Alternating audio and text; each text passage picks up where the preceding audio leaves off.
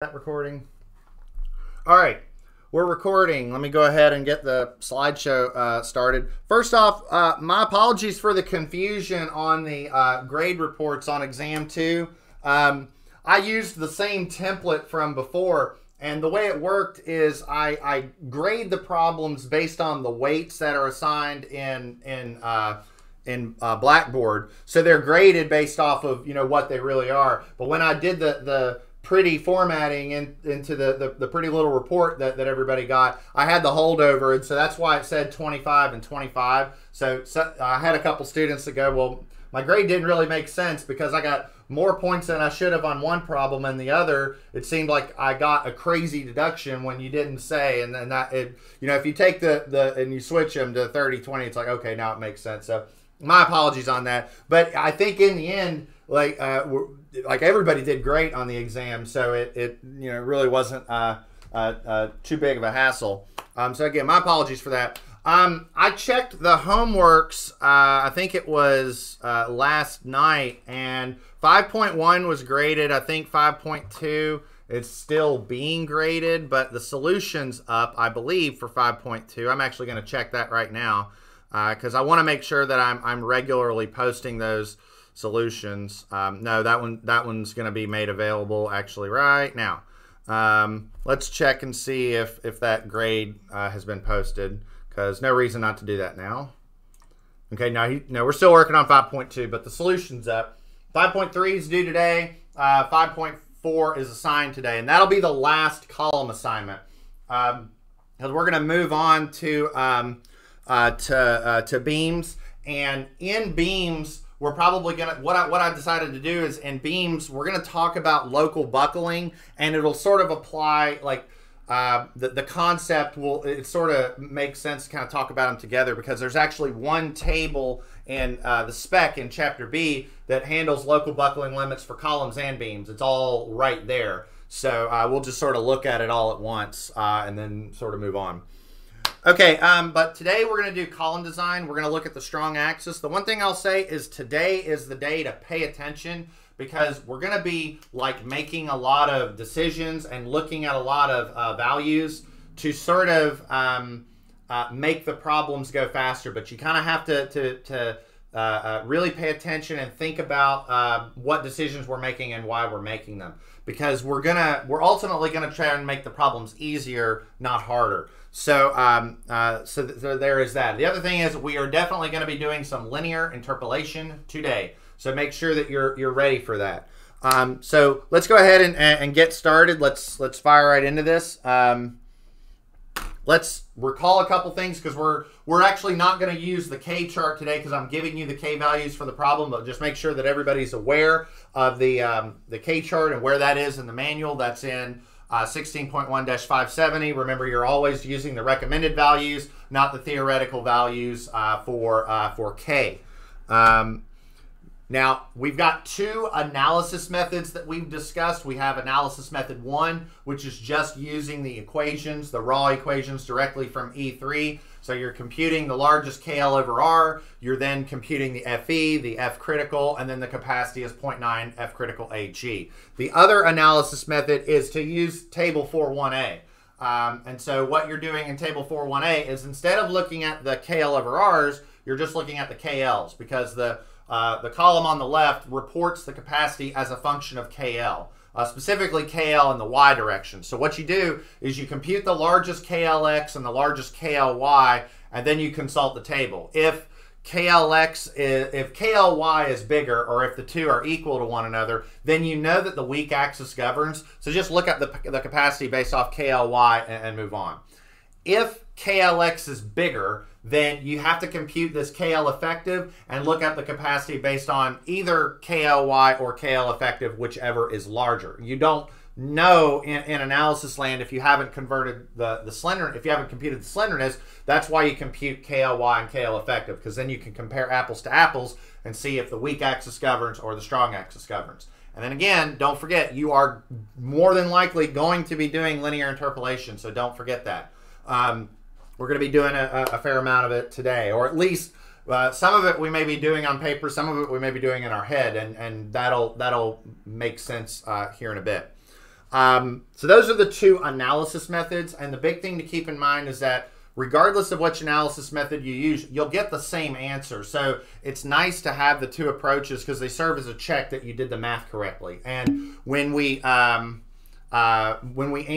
the section, we can do that. And Mr. Blizzard brought up a good point, is that the majority of the info is already on the bottom of table 41A. The one thing that isn't there, and if I could go in and edit this table, I would add a row for RX.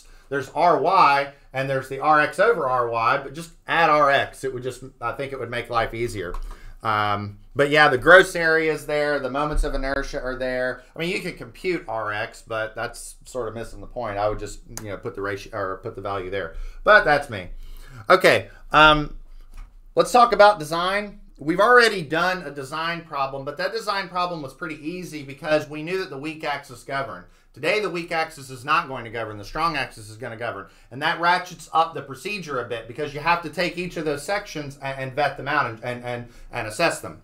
So the first thing you're going to do, you're going to compute the factored load. I'm actually giving you that on this problem because I really want to just get into the design process. But you compute your factored load. You determine the largest KLX and the largest KLY. And then what we do is we go into the table based on KLY and we select a group of trial sections, okay?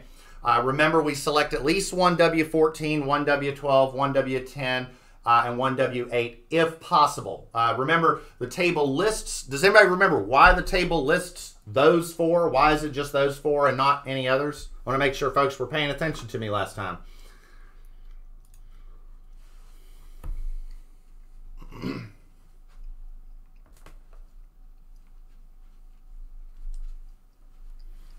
While y'all are responding to that, in response, because Mr. Blizzard brought that up, there's some other points in this table, or at the bottom of table 4.1 that are mentioned that you probably don't understand, like LP and LR. You'll understand what LP and LR are a little bit later. So, does anybody remember why it's just those four? Why the W14, the W12, the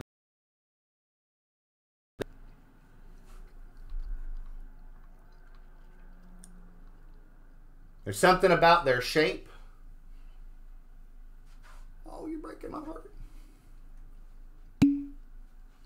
They're square. Those are the sections that are square where the flange width and the depth are fairly uniform. You want your columns to be square and you want your beams to be deep. Like if you're going to pick sections, the deeper sections are going to be the beams and the square sections are going to be the columns. So that's why it only lists those, because those are the ones that are the square sections.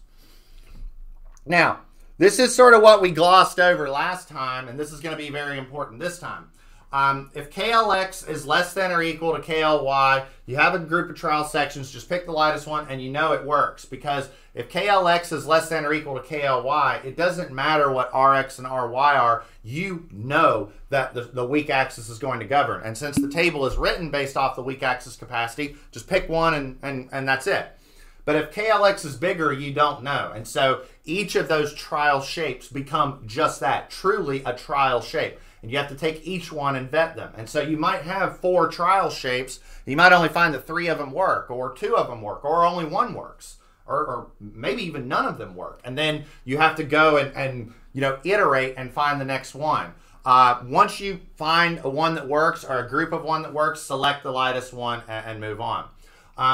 One of the things I'll tell you, just as something to keep in the back of your head, the farther apart that KLX and KLY are, the more chance you have to iterate, because there's going to be a lot of distance between what KLY is and what KL effective are. And the farther those are apart, the bigger the chance is that your trial section doesn't work. And so if it doesn't work, then you have to go and iterate. One of the other, and we'll talk about some strategy and some ways that you can approach this in real life. We're probably going to do a bit more work in class today than you would need to do on a homework or on an exam, but that's not the point. The point is to go through the process to assess the problem and see if you understand what's going on. That's the point today. So again, we might be doing more work. But once you get a trial section, I always think it's a great idea to analyze it. And if we've been spending all this time in the table, let's analyze it using method 1 so that we know that we've done all the math right and we get the right answer. And one final point, performance ratios don't really matter, because if you think it's bad, just pick the next lightest one and it won't work. And then it doesn't matter what the performance ratio is because you picked the lightest one that does work. Okay, any questions before we get into our problem today?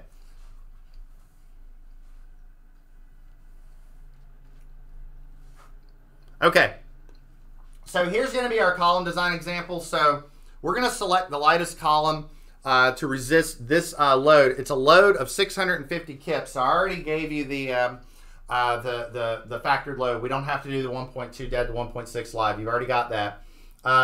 I kept K simple because K is 1 for all the segments. Fy is 50 KSI. You knew that. We were going to keep 50 KSI steel for the majority of what we're doing here. And now we've got a different scenario. See, KL in the X direction is going to be 32 feet. And KL in the Y direction is going to be 16 feet. So now we know that the X direction KL is bigger than the Y direction. We have KLX bigger than KLY. So each of these trial shapes we're going to have to vet and we're going to have to assess. So I want everybody to have table 4-1A open. Turn to that now if you haven't already done so. I'll give you a second to do that, and then I'm going to get this shared over, and then we're going to get to work. All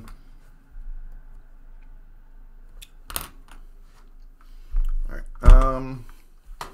Give me a sec. I'm going to snip this image here.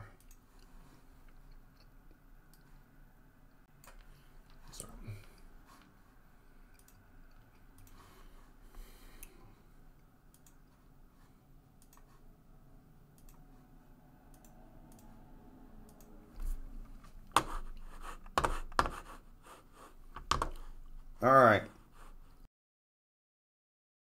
There we go. Okay, there we go. All right. I'm going to give everybody a sec to draw that out. Make sure you've got that drawn out and that you are turning to table 4-1A, because we're going to get to work on this. Okay. So we've got some steps that we need to do. One of the things I'll add to the drawing here is 1. K is 1 and K is 1. I mean, I told you that in the problem statement, but also, I mean, just look at it. You know, I mean, they're all pinned. So that's pretty simple. So K is 1, K is 1, K is 1. So let's write some stuff out. So first off, we need to determine factored load.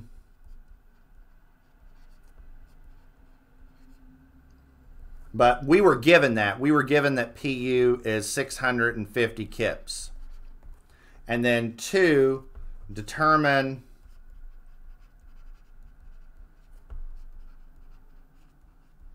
largest. I can do better. That looks all mushed together.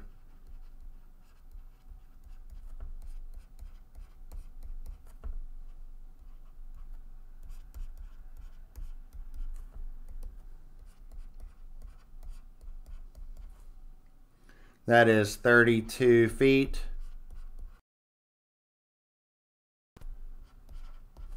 And that's KLY is 16 feet.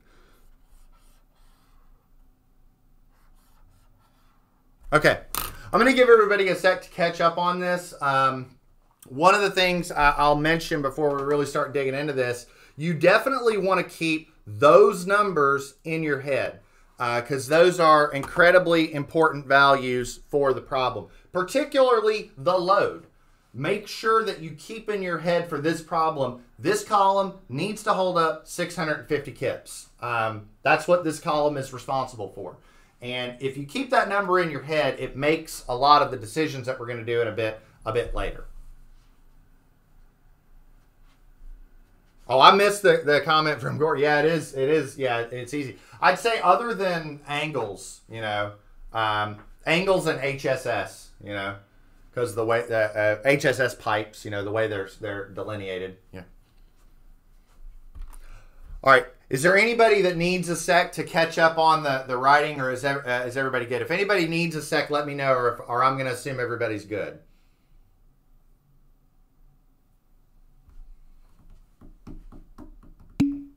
Okay. Well, I like to hear. All right. Okay. Now let's go into trial shape. So 3. I'm getting ahead of myself.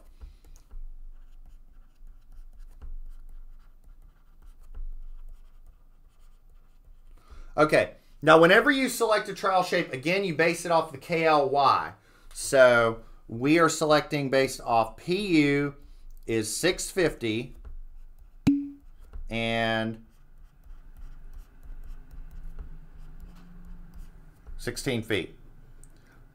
That's a good question. That's a fair question. It's just about what they're produced for. HP shapes are they're piles. Those are pile sections.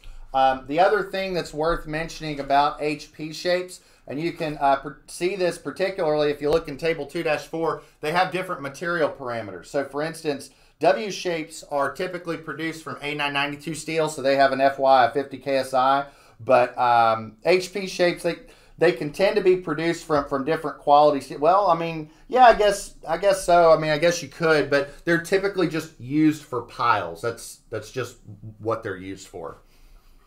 I mean, I guess there's nothing like preventing you from doing it, but that's just what they're produced for. One of the other things, though, I guess that's maybe worth mentioning about HP shapes, and I don't want to say that this is global, but I'd say case for case, if you look at the HP shapes, you will find that their slenderness values on their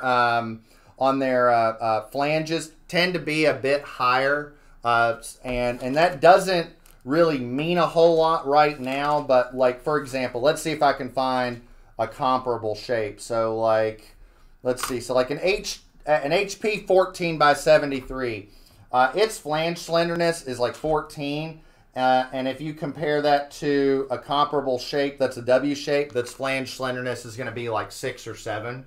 It's never really a big deal with piles because the piles are like under the earth, so you don't really have to worry about that since they're restrained. But let me sort of take a step back and explain what I'm talking about here. So I mentioned a while back this concept of local buckling, and so maybe I'll sort of give like a quick overview as to what local buckling is. So here's a W shape, and if I load this W shape here, I'm going to turn my camera on here, so if you all switch to my camera, you can see this a little bit bigger. So here's a W shape, and if I take this W shape and I load it in compression, the whole thing buckles, like the whole shape buckles out. That's global buckling. But it's possible if I were to take this shape and load it in compression, maybe it's not the whole thing that buckles, maybe just the flange like crinkles, or maybe the web crinkles instead of the whole thing. And so we call that local buckling. And you can assess that by looking at how slender the flange is or the web is. If you look in table 1-1 or 1- in table 1, you can see this column on the right page called compact section criteria, and it will tell you how slender the flanges are. And if you look at comparable HP shapes, you find that the flanges are way more slender than they are for the W shapes, and we don't like that to happen. So that's another reason. But again, HPs are particularly used for piles, and they're nice because the flanges are slender, they have a lot of surface area, right? And in pile land, surface area is good because surface area means that you get friction between the pile and the earth, and that's kind of what you want. So yeah, I did a very many geotech lection in structures, so don't tell Dr. Knott. Okay. Any other questions? That was a good question, though.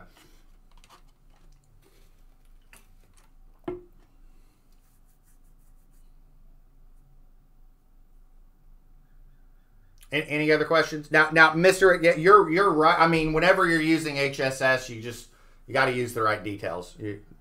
You're right. Sometimes you use knife plate connections. Sometimes, yeah. We don't avoid HSS. Go to Walmart. They use HSS for columns all the time in Walmart. So, okay, let's go back to our example. Okay, let's go back to our example. Okay, so we're selecting trial shapes. We need to go to table 4-1A. All right, so table 4-1A. Okay, just like before, help me out. I need a W14 that has a length of 16 feet and or an effective length in the Y direction of 16 feet and can hold up 650 kips. And I want you to find the lightest W14 that works.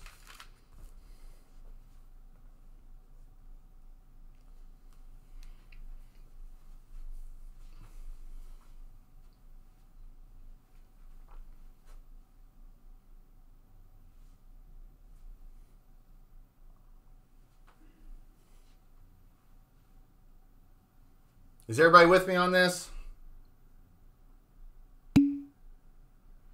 Okay, W14 by 74. Well, now hold on. Are you looking at 15 or 16? All right, hold on. Now I'm looking at a length of 16 feet. Let's see here. So our load is 650 kips. I'm getting 14 and 68. But for each of those, I'm getting a capacity under 650. For the 68, I'm getting 577. And for the 74, I'm getting 633. Okay, there we go. Okay, so W14 by 82. Okay. No, you're fine. This is what we're here for. So that's okay. Now, you selected that because the VPN is 697. Okay? Now, here's the thing. Okay? Because KLX is bigger than KLY, we are going to have to check each one of these sections. So while we're here, let's go ahead and write down the RX over RY ratio. And what is that for the W14 by 82?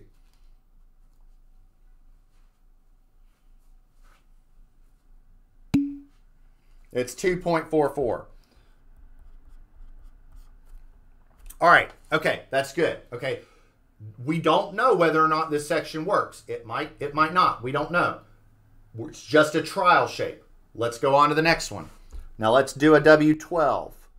So somebody help me out with a W12. Now let's somebody else in chat also. Mr. Blizzard and Mr. Smirchinsky have answered. I want somebody else. Let's go to the W12. And let's find a W12 that's going to meet this load demand. Remember, the eye on the prize is the 16 feet and 650.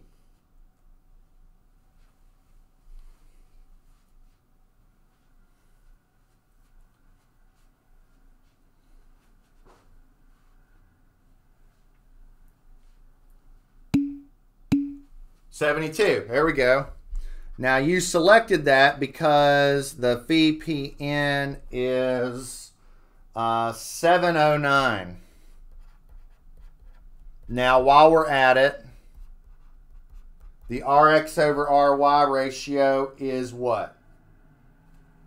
Remember, that's just at the bottom of the table.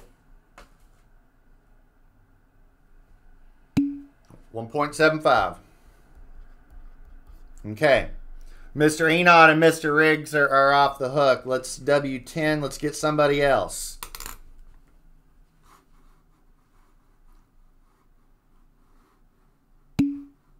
$10 by 77. Okay. So 77. I'm getting the same thing. Okay. So 77. VPN is, I'm getting 686. And RX over RY is what?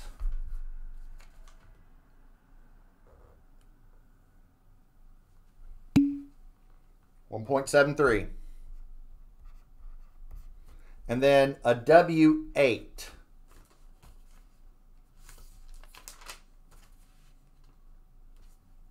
What about a W8?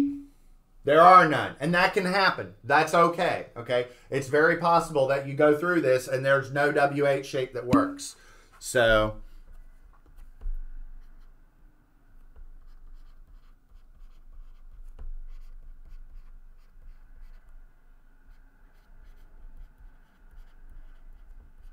I mean, think about what we're talking about here. We're talking about a column that's about this deep, holding up 650,000 pounds. It's possible that none work. It's okay. All right. Now, so we'll call this trial shape 1, 2, 3. Now, what we're going to do together is we're going to assess all of them, okay? We're going to do that so that we develop the practice and the logic skill set necessary to do this. Now, if I was an engineer and I was doing this problem, how I would do it is I would start with the W12 by 72. Can somebody explain to me why I would start with the W12 by 72? It's the lightest. And if it works, is there any point in analyzing the other two? No. Like who cares if the other two work? It might be great. It doesn't matter because it's the lightest anyways. So I would analyze them according to how light they are, analyze them one by one, and then as soon as I get one that works, go and check it using method 1 and I'm done. But we're going to do all of them anyways because I want to develop that logic. So let's do all of them, okay? So let's take it one step at a time. And because there are some conclusions that we might be able to make, okay? So shape 1.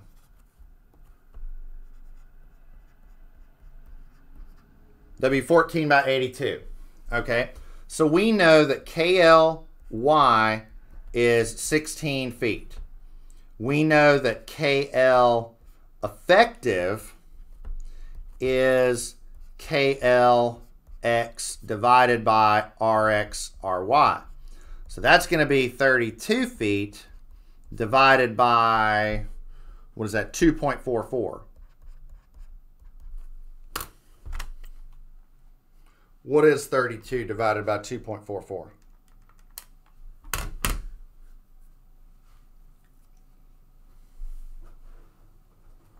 Making sure everybody's paying attention.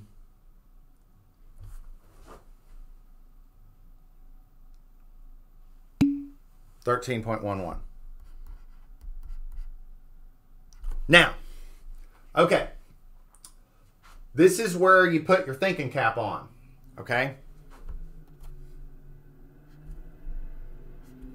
I want you to look at those two numbers. What conclusion can you make about this column?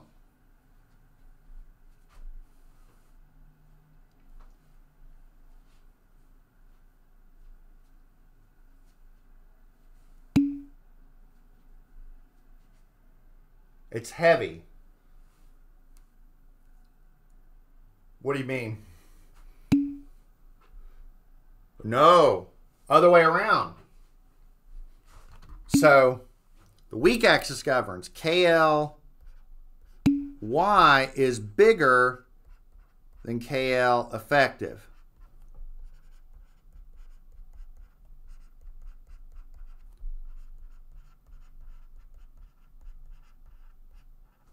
Weak axis governs.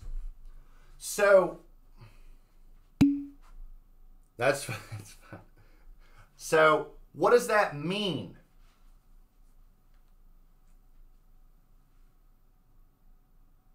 The weak axis governs. So what do I do from here?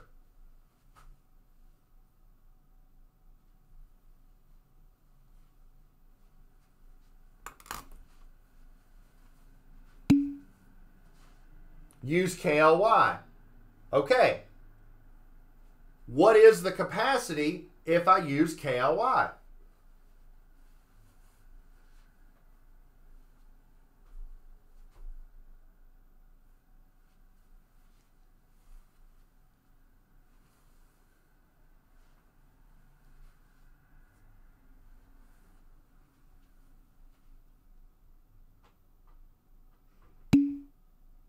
Yeah, we already did that. Exactly. We looked in the table based off KLY.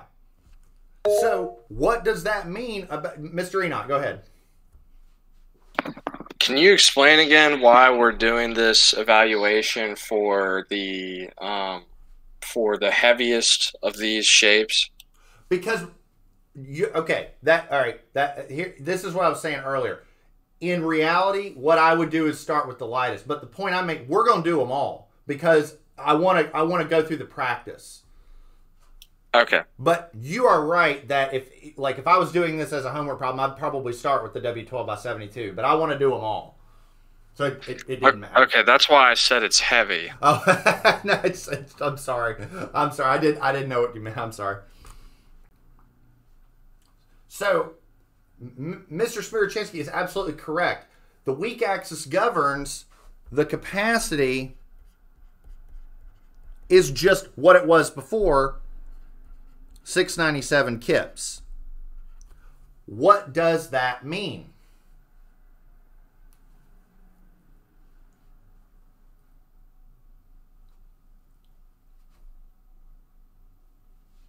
Is this column good or is it no good?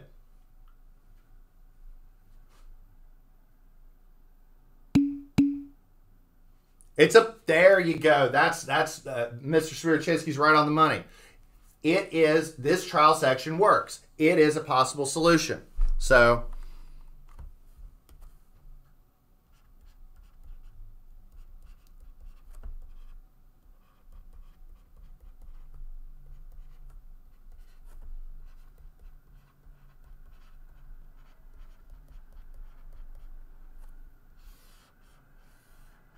and it's adequate because PU is 650.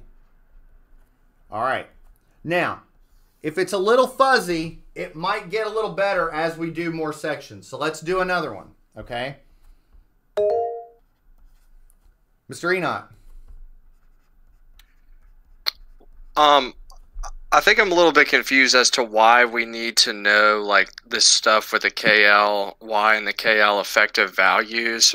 If we can just tell if the trial section is adequate based on its capacity in the table, like we could have come to that conclusion, like 4 minutes ago when we looked in the table. So give me some time on that. That'll become clear here in a second. Okay. Give me some time on that. I promise. All right. Now, let's go to the W12 by 72. Okay. The W12 by 72, the KL is 16 feet. Okay. That's the KL in the Y direction. What about the KL effective? Okay, the KL effective is KLX divided by RX over RY, and that's 32 feet. Now it's a different RX over RY. Before it was 2.44, but now it's 1.75. Is that right?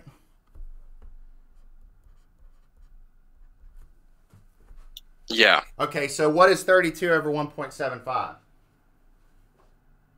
So it's 18.29. 18.29. Okay, so now we know that in this case, the strong axis governs.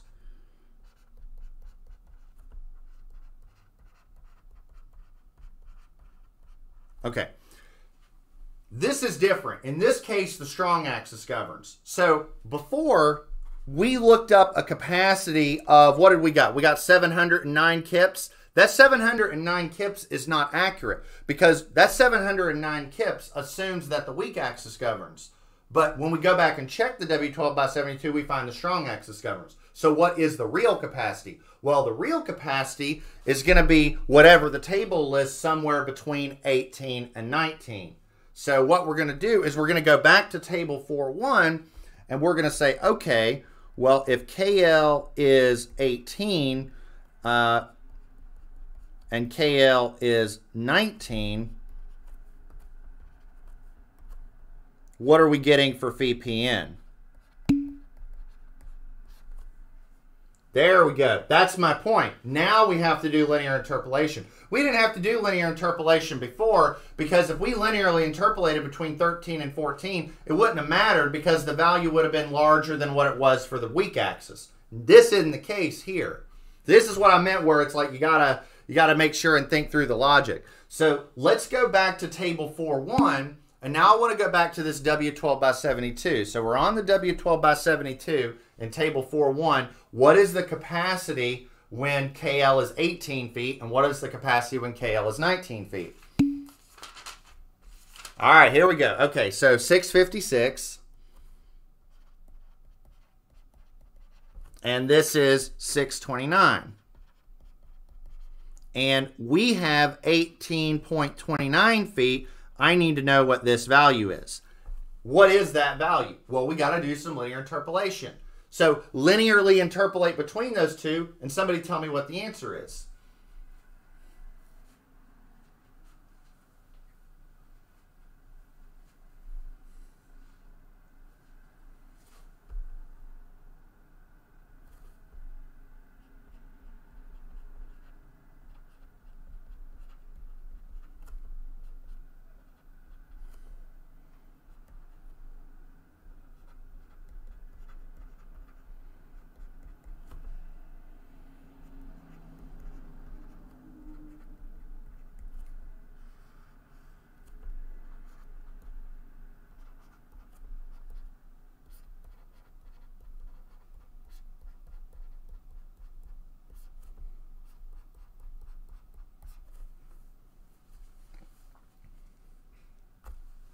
So has anybody got an answer for this? I told you, I was like, we're going to be doing some interpolation. Okay, 648.2. Do I have a second on that?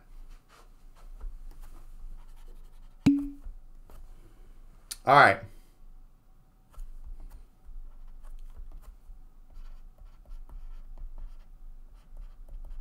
Okay.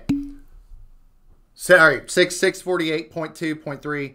So phi PN is 648.2. Now what can you tell me about this column?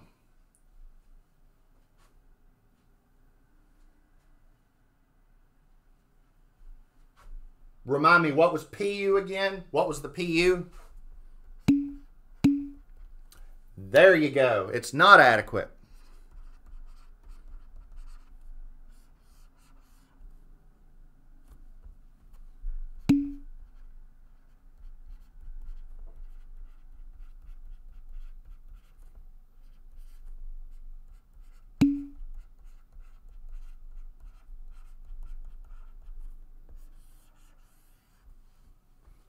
There you go. It's close, but not there.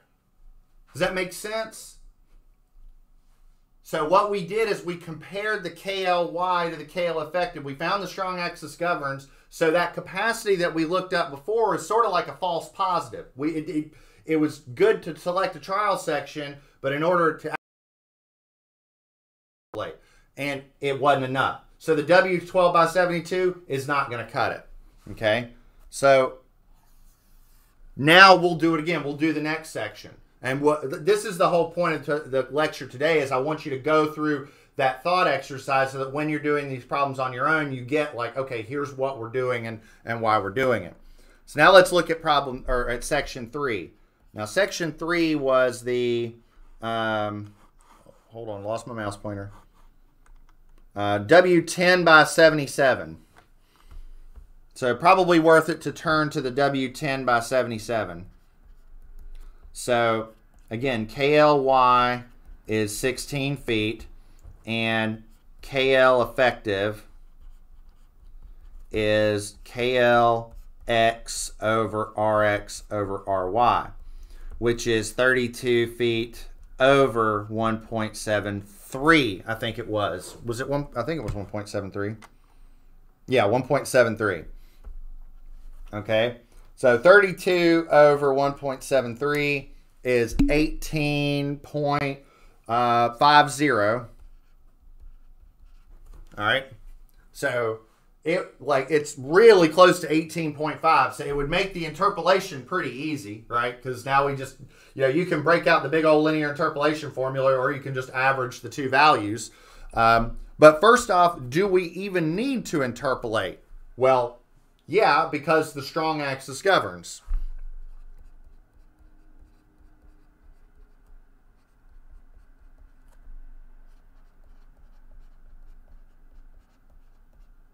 Or we need to go through this process. So for the W10 by 77, this is where I want y'all to help me out. So KL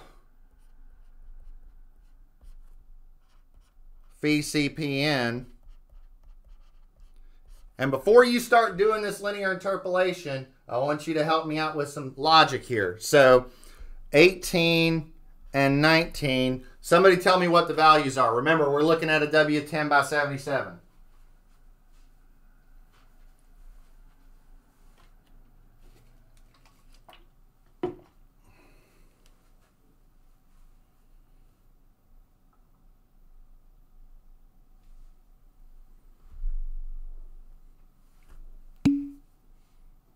All right, so 617 and 582.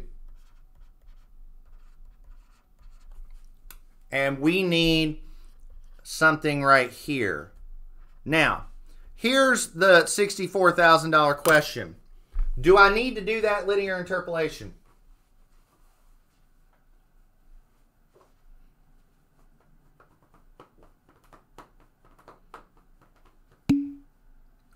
No. Why? Mr. Smirchansky. What does that mean? Well, but no. Okay, that's not my point. Okay, let me ask it this way. Do I even need to bother with averaging that? Do I need to do any math at all?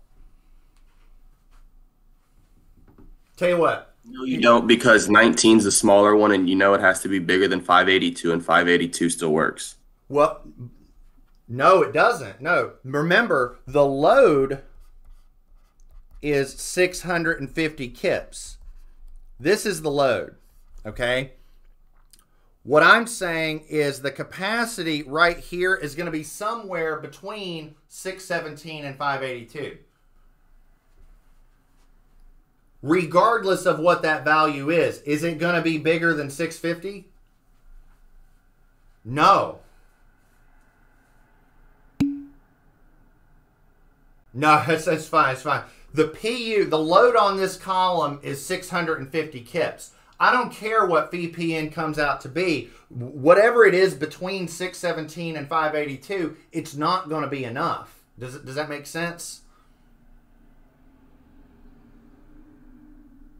By observation, VPN will be less than PU.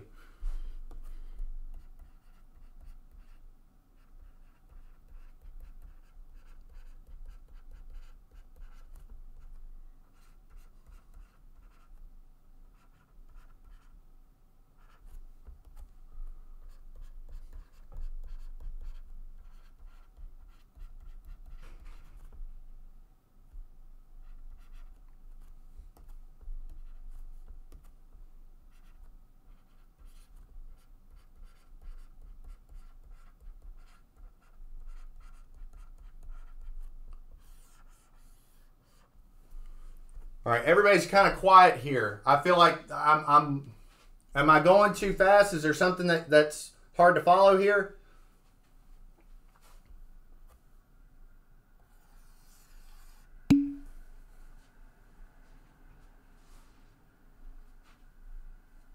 So on this third shape, we found that W10 by 77 we found that the W10 by 77, the strong axis governed, when we pulled the two values, both of them were smaller than 650. It doesn't matter what the linear interpolation yields, it's going to be smaller than 650, and it's not going to work. Trial section number 3 is not going to work. Trial section number 2 is not going to work. That one merited linear interpolation. Like, look at the values. We had 656 and 629, and we needed 650. There was a chance that it was in between. So it's like, okay, let's go through and do the linear interpolation, and let's see what happens.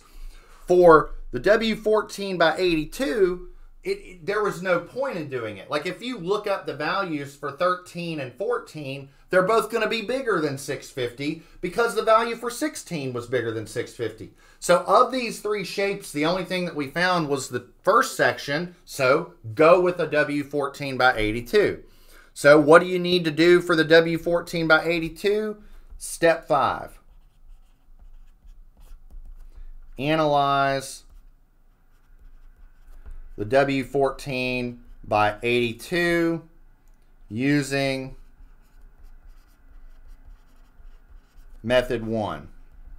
So we know that AG for a W14 by 82 is, what is that? And I'm actually going to go to table 1-1 because they list both the ratios there. So AG is 24.0 square inches. RX is 6.05. RY is 2.48. We know that KL in the X direction is 32 feet and KL in the Y direction is 16 feet. So what I'm about to do, we've got 5 minutes. I'll just go through this part pretty quickly because I think by now we know how to do this. So KL over R in the X direction is just going to be 32 feet times 12 inches per foot over 6.05. And then KL over R in the Y direction is going to be 16 feet times 12 inches per foot, all under or over 2.48. So 32 times 12 divided by 6.05 is 63.471. 16 times 12 over 2.48 is 77.419. So what we got is the weak axis governs, and that's what we found before when we looked at this section. So this is just verifying that what we did before makes sense. And so we say FE is pi squared E over KL over R squared. So that's pi squared times 29,000 KSI squared over 77.419 squared.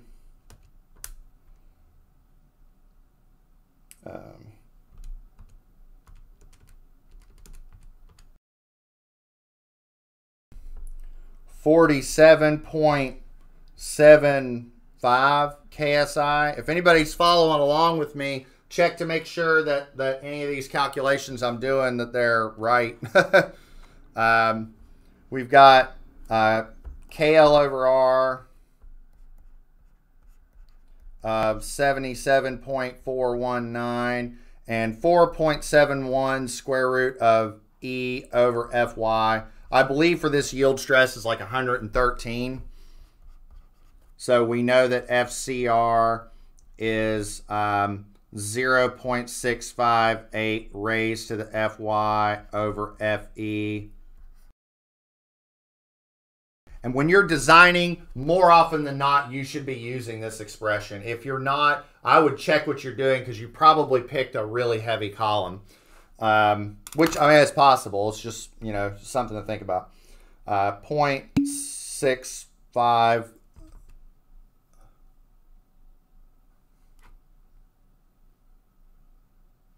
Oh, yeah, but that's right. But I didn't do it in my calculator. Thank you. Thank you.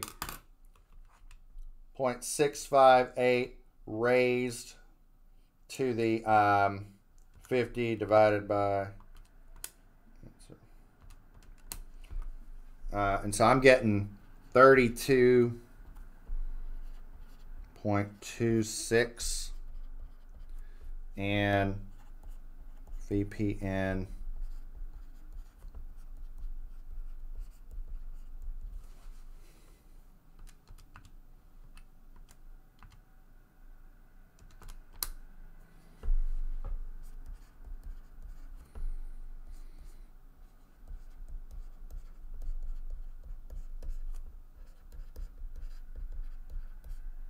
and so this is coming out to be 696.8 kips. And if you look before, when we looked at this section, we got that the capacity was 697. You know, so that's pretty good. So VPN is 696.8 0.8. We compare that to our load.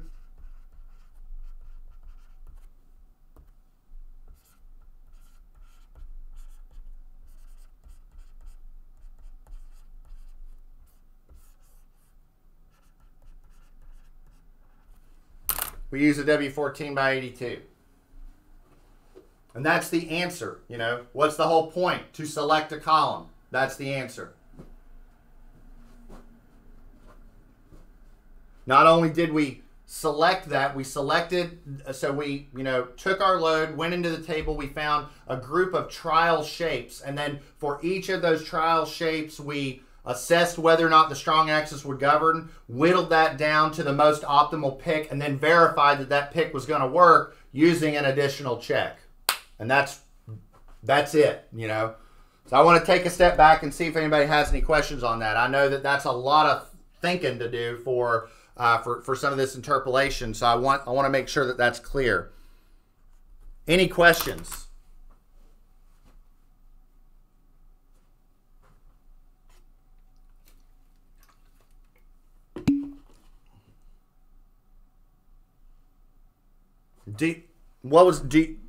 Was that, do you have to do step 5 or do you have step 5? This is step 5. I mean, here's my opinion on if it's do you have to do step 5. In my opinion, yes, for 2 reasons. One, there's a lot of interpolation that you're doing, and it's possible, depending upon the number of iterations, that you might be iterating quite a few columns. So once you get one that you think works, I don't think it's a bad idea to go and just check it to make sure. And I mean, we're talking about, you know, like 5 minutes of calculations on a column that's going to hold up 650,000 pounds. I think it's worth a few more minutes. Like, I'm not trying to be sarcastic. I mean, I'm serious. Like, I think it's worth it. I mean, think if this column falls down, that's 650,000 pounds coming down to the ground. That's worth a few minutes.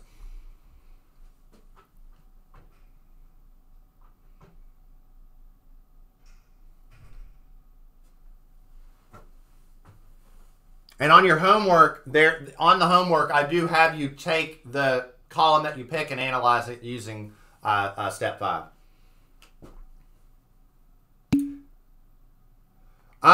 For the exam, that'll depend on the problem. That's a good point. But the exam is no longer than the others, and you have 2 hours to do it. So time is usually not a big factor on the final in here because of the fact that you got 2 hours. All right, any other quick questions? Because I know we're hitting up on time.